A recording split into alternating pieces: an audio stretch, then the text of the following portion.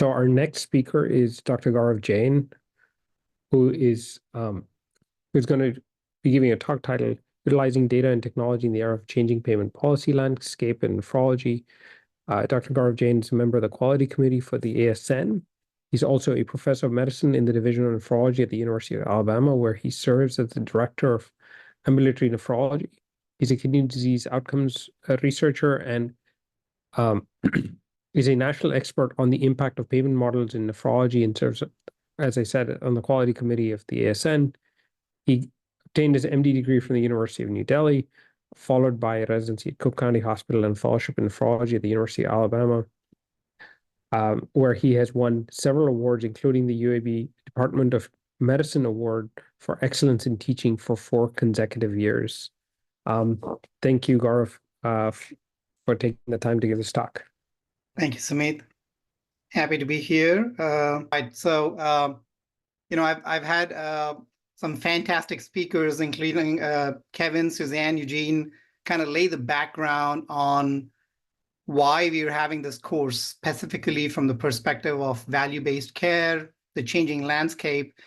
And I just want to talk to you about how we have used data and technology in our organization, the challenges we've come up with, and the potential solutions. And this is truly for large organizations, including large private practices, as well as small private practices.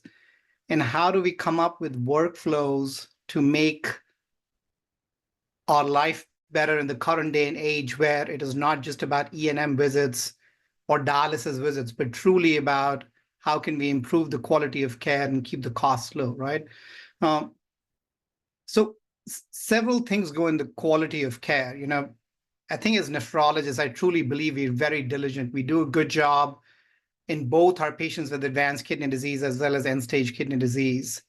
So I'm not sure that there's as much of an emphasis on our side to try and make that different. I think where we have opportunities are things like care transitions, education of our patients, mental health. And these are ongoing challenges, not because we don't want to do them, but just because there's a lack of time and lack of resources, right? At the same time, with cost as well, as Suzanne very well pointed out, I think you all have probably heard this multiple times, 1% of the patients, 7% of the costs. But there are some costs that we can't change, right? We can't necessarily change the cost of dialysis. But there are things that we could try and focus on. How can we increase our transplantation rates? How can we decrease hospitalizations, the ER visits, and the skilled facility admissions, right? And the first thing that a lot of people say to me when they say, well, I'm going as fast as I can, I'm working as hard as I can, so trying to do more seems a bit unfair to me. And I don't disagree with you. I think there are challenges. There are challenges with personnel. There are challenges with dollars. Where do the dollars come from? There are challenges with policy that the previous speakers have all spoken about. And there are challenges with time. We don't want to get to a point where we lose our nephrology workforce any more than we've already lost, right? So I think this is where I truly believe that we've got to find innovative solutions where we say, well, how can we focus on these things? If I don't have a good pictorial representation of my CKD5 population, of the patients who are at risk for hospitalization, who are at risk for going to the emergency room, how can I help them, right? So finding ways to make that data easily accessible and then using technology and that data to try and make our life easier, hopefully improve the quality of care, and then keep the costs down as much as possible, right? So we enrolled in the Kidney Care First program, which is one of the voluntary CMS models, started in January of 22. We'd started the planning in 21. We have 500 patients, about 200 of them are with end-stage kidney disease, and there's been some variation. I think the lead team is reasonably small. We hired a nurse coordinator who kind of leads the program in terms of education, counseling, and doing the surveys. And then I kind of work with her in terms of sometimes doing surveys, managing the program, and trying to engage both patients and other physicians. The overarching goal was obviously value-based care. And I think we had to kind of bring it down into small steps, like what is something that we can do as such a small team in a complex patient population that we can actually achieve. So we wanted to risk stratify our patients. We wanted to be able to spend more time on our sicker patients. We wanted to do our surveys because these surveys are directly related, one, to outcomes, mental health, and they're related to the payments in the model. And we wanted to improve our optimal starts. We do quite well on home dialysis, but we're still struggling with a streamlined structure of transplant referral. And then our workflow was really team building, more importantly, trying to find resources that already exist and trying to use them, because there's only so much money that you can put into a program, rely on data and technology, and then partnerships as best as we could, right? So one of the programs that fortunately kind of started at about the same time as Kidney Care First and was helpful was CKD Insights. This is a product that inherently belongs to Integrated Kidney Care, Nephrology Care Alliance. And they have two models on how you can get the product. It's either you become a part of their value-based entity, or you could just pay for the service and get it on a monthly basis. And inherently what they do is they work with you and the data starts flowing from your EMR into CKD Insights. It is inherently based on your visit with the nephrologist. Lab data easily transfers into it. And there's a data dump at a fixed interval. You could decide every 72 hours, every week, every month. Insurance information. And then they create dashboards for you. And the dashboards include an inherent risk stratification based on the patient's age, sex, race, lab data, and other factors as you could transmit them. There are some interventions that you could manually enter as a practice. So you could say, I've done 3 CKD modality education classes on the patient. I referred them to transplant. I referred them to an access surgeon, but this had to be done at the practice level. And then there was an ability to create a separate dashboard for patients who were enrolled in a CMS program.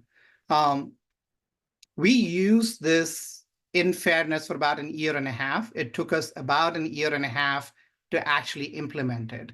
So I think that's something to consider in terms of when you're thinking about these models.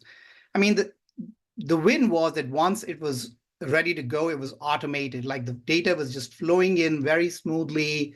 We could see a dashboard of our patients who had CKD 3, 4, 5. And then there was risk stratification included within the dashboard.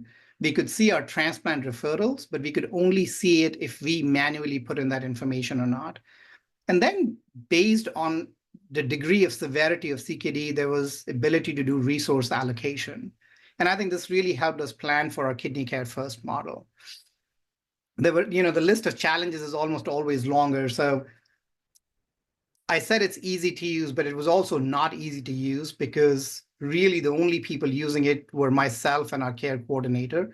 I think we had a really tough time trying to engage other physicians to use it. They didn't want another username or password. And to their credit, it's very hard to keep increasing the number of platforms that we sign up on. And the question was, why would you not just integrate this into our electronic medical record? The other big challenge was CKD Insights could not actually send data back to our EMR. So for example, these dashboards could not come back into our EMR. There was no nudging in terms of saying this patient is enrolled in Kidney Care First. There were major challenges with data privacy. We are a large organization. We didn't want to share our data. Nephrology Care Alliance is a large organization. They were very concerned. So it took us almost 8 months just to get past the data privacy laws. And then the big question really was, after we implemented it, after the honeymoon period, came and said, well, who's going to pay for this?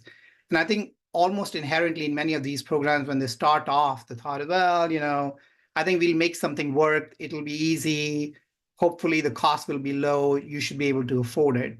The challenge is once you start using the product, almost invariably you get an email saying, our lawyers are saying, we need to start charging for this, right? So who pays for it? Does the payer pay for it? And the payers already complain enough saying, this is a high cost population. We don't have the ability to pay anymore. The payees clearly can't. and then the patients can't. So like, who pays for it, right? And I think the answer is nobody. I mean, I think that's the truth. I think the truth about these things is, how do we find sustainable models that could work? I truly believe CKD Insights was a fantastic product, but we could not find a way to get payments for CKD Insight because we could not show a financial return of investment. So the CKD Insights program was officially sundown about 6 to 8 months ago. Right? So we still had to march on, right? The other question was, how can we find partners who've got aligned incentives as our program to try and achieve success? So we have a large accountability care organization who were also struggling with the cost of end-stage kidney disease. We went and spoke with them. They were already trying to focus on these things. They had a consulting firm. We spoke to DaVita, which is where 99% of our dialysis patients exist. And they had a program called DaVita Shared Patient Care Coordination, in which we were able to come up with a workflow where the consulting firm would give us the highest cost patients with end-stage kidney disease. So we had a list of the 100 highest cost patients with end-stage kidney disease. We shared this with the team. Then DaVita would look at these patients. Their nurses and social workers would risk stratify these patients, and we would meet on a frequent basis to decide which patient is at high risk for hospitalization, ER visits, are out of their insulin, need a wheelchair, fall risk. And we would then combine together in a team which consisted of me, our care coordinator, the vice president of our care transitions team, and then folks from DaVita as well as the consulting team. And we would meet frequently and talk about, how can we avoid this hospitalization? How can we get him into outpatient rehab to avoid an ER visit, right? So I think the big win of this program was we were all sitting together frequently, talking about these patients, trying to solve problems. We were able to avoid several hospitalizations and expedite care in terms of doesn't have insulin, right to the primary care, get them insulin kind of thing.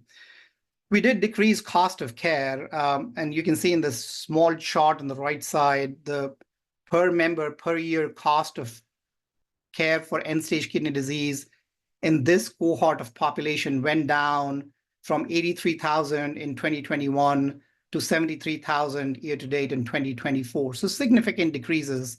And I can't promise that all of it is related to what we did, but we are seeing tangible effects. The challenges remain the same. Who pays for it? I think we've heard from the lawyers already saying we might have to start charging you for it. And then the other question would be, do the results justify the costs? Can the health system afford to continue to spend time and effort and coordinator costs in this program? All right, so moving on to the third thing that we were doing, again, mandatory as per the CMS Kidney Care First program. This was the patient activation measure. It's a 10 or 13 question survey. We're using the 13 question survey. It assesses patient activation. It really, truly, I mean, I think I've done many of these surveys. It asks questions that are very actionable with patients.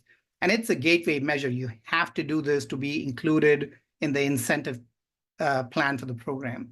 And then the patients are scored on 0 to 100, and based on their score, they're either disengaged as in level 1 or very engaged as in level 4. So I think in general, the way to think about this is patients who are at level 1 and 2 need help, activation, engagement, education. 4s are generally doing well. 3s just need a gentle nudge, if that.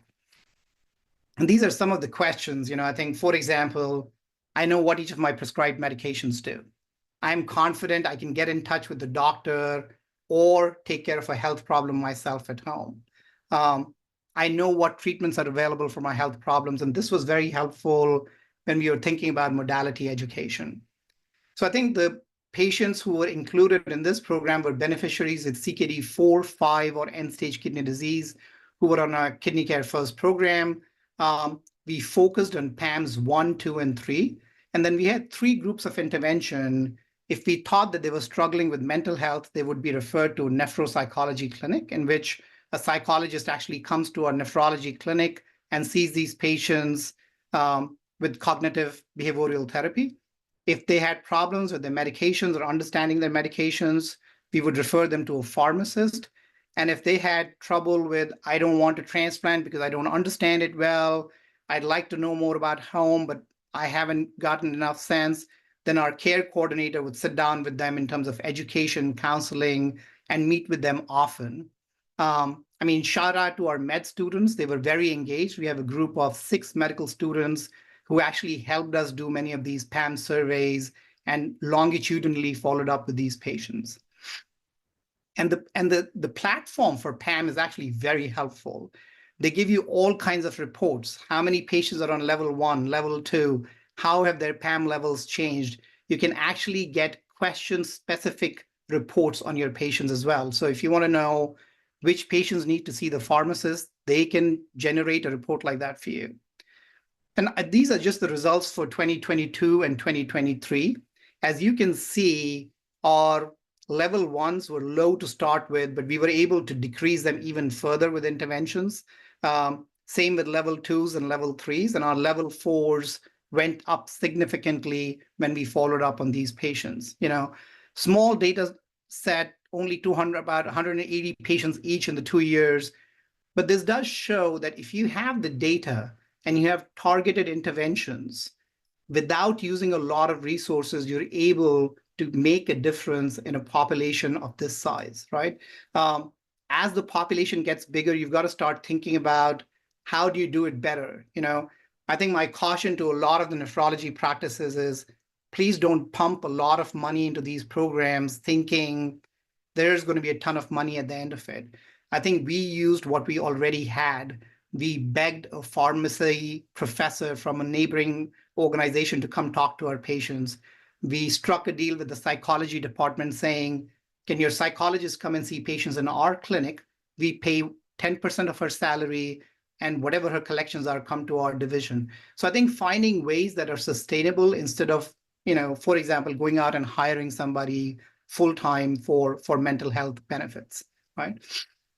So I think these are some of the examples of how we've used data at an organizational level to try and improve the care of our patients.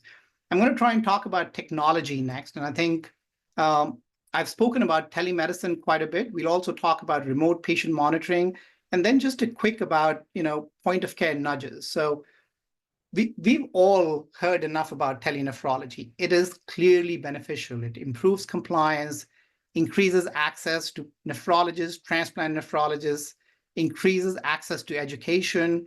There is an absolutely well-proven role in mental health interventions, and we use a lot of telenephrology in our nepropsychology clinic. The patients tend to like it, and then in home dialysis, it is such a blessing. Like patients could live 100 miles from us. We can bring them in 1 day a month, get their labs, and when the labs result, we just do a telemedicine visit with them. I think the challenge that I see as a practicing physician with telenephrology is there are several steps in telenephrology, especially as a nephrologist, right? We've got to order labs and make sure the labs are done and resulted in the system before we can see the patient. The patient needs to be triaged. Somebody needs to call them and ask questions. Then we need to connect with the patient, do the visit, and then after the visit, whether it's an ultrasound, referral to transplant, CKD education classes, I think there's a lot that needs to be done. And right now, the way it works is there's an RN who does about a third of this, and the MD is responsible for ordering the labs, looking at the labs, wherever they're scanned into the system, connecting with the patient. If you can't connect, make a phone call, then ask them to get on the camera, right? And I think there are ways to make this a little simpler. I think trying to make sure that there is telemedicine within every electronic medical record. You should be able to go to John Smith's chart, click on a button, and be able to connect with the patient. We need to make sure that the EMRs talk to each other, especially for end-stage kidney disease. I think that's a main challenge with patients in the large dialysis organizations where the primary cares and endocrinologists and even the transplant doctors don't know what's going on. We need to be able to connect these. And then we need to find ways to find people like LPNs or CMAs to use them as virtual rooming assistants so that they can do a lot of this, getting the labs ordered, getting them requested in the system, connecting the patient and then saying, Dr. Jain, Mr. Smith is ready to see you, right? And I think once we do that, we actually take away quite a bit of time, and then we could use that time to make care better. And I think that's what my eventual hope is with telemedicine. And I think we're working towards it. We have virtual rooming assistants at UAB now. So our workflow actually includes, once the patient's connected, I'm told, Dr. Jain, the patient's in the room on an iPad if you want to see them now. It does take dollars. It takes a lot of innovation, and it takes policy. And I think we're working on that. I'm very proud of Eric Wallace at UAB, who's worked for years to try and make things better. And we're seeing results on that, both at an organizational as well as at national level, right?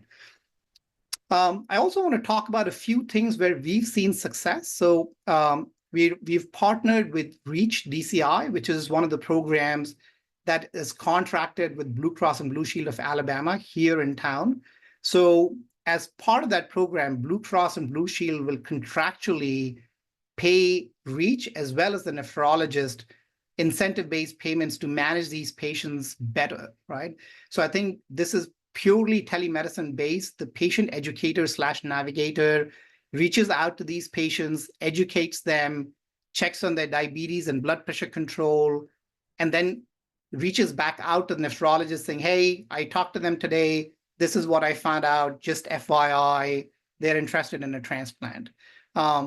We've also used telemedicine pretty aggressively in modality education and in patients who just need lab visits, right? I mean, I think patients with CKD stage 5 who have acidemia and hyperkalemia, we found a way where that every other visit could be a telemedicine visit with a nurse practitioner on telemedicine.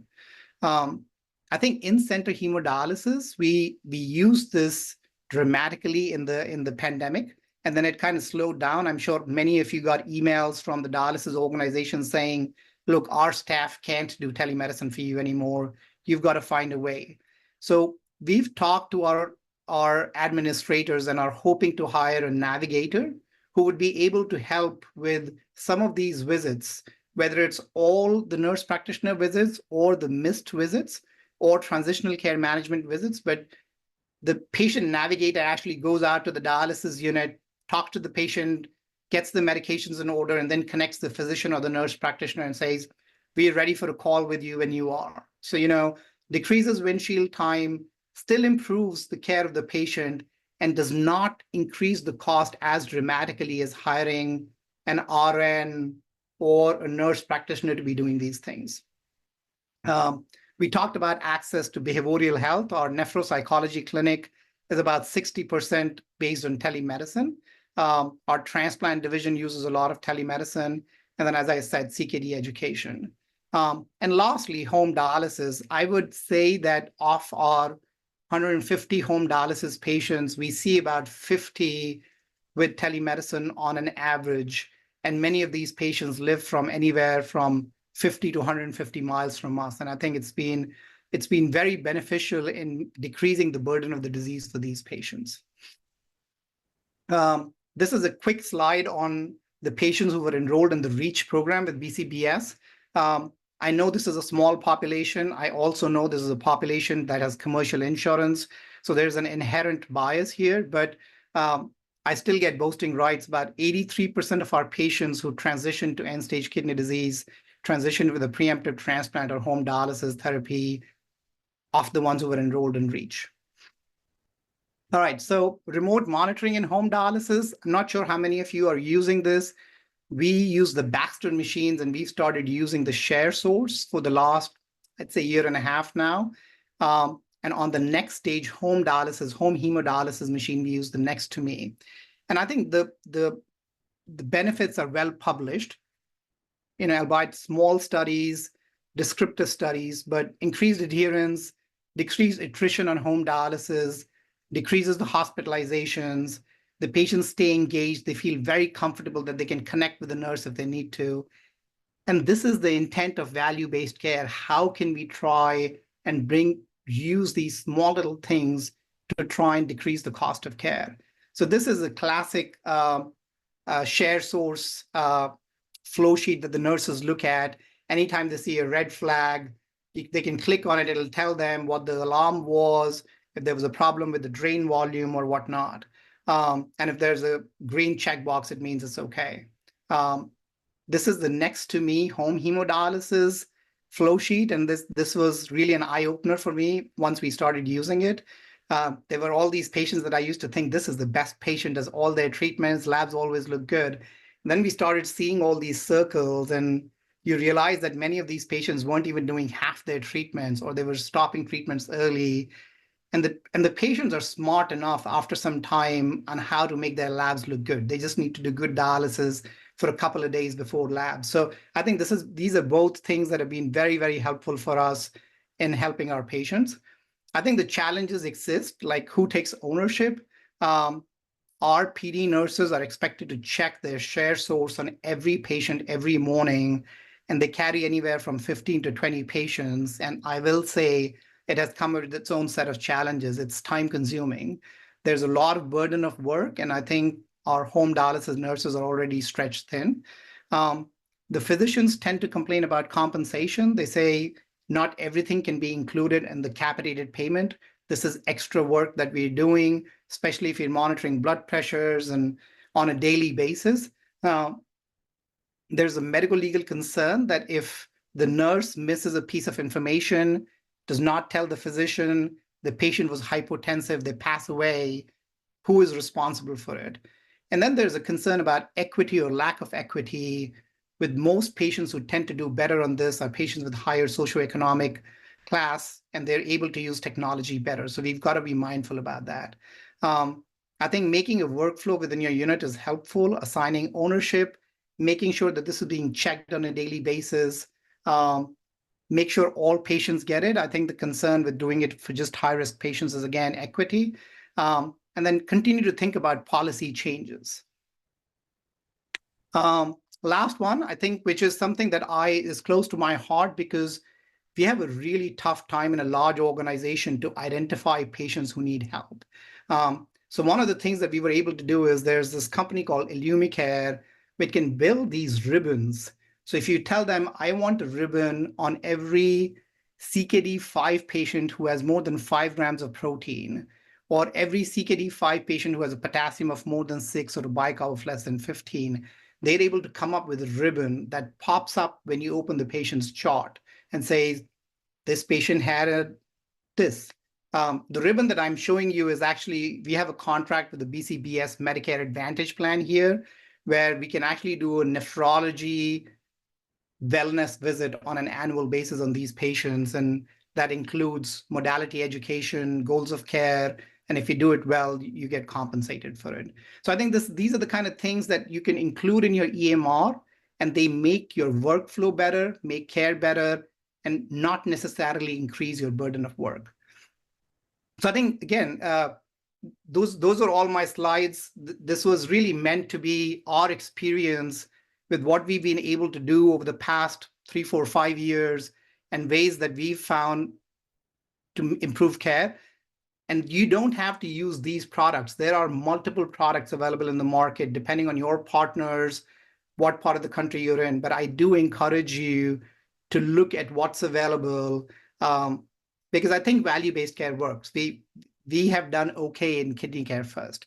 It's not going to make or break anybody's bank, but we have not lost money. We have actually been able to pay for all the resources, and we are still left with some money to be able to reinvest it in the program to make care better. So that's it for me. Thank you very much.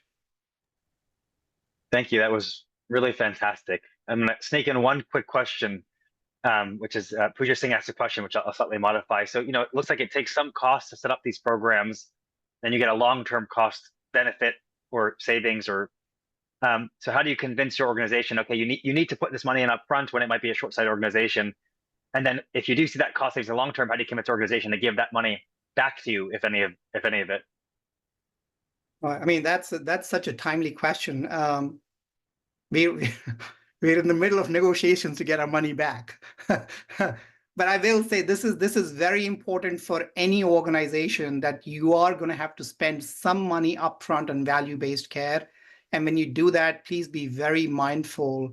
As many of you may know, I think there were several practices that ended up spending more than what might have been money that you could recoup back. But I think if you do it well and you're able to talk to your organization, ours was, I mean, I've been in love with the organization forever, but when I went to them and said, we might not make money, but we won't lose it and we'll make care better, they said, let's do it. So I think that's all you need. Thanks again so much. That was really a fantastic talk.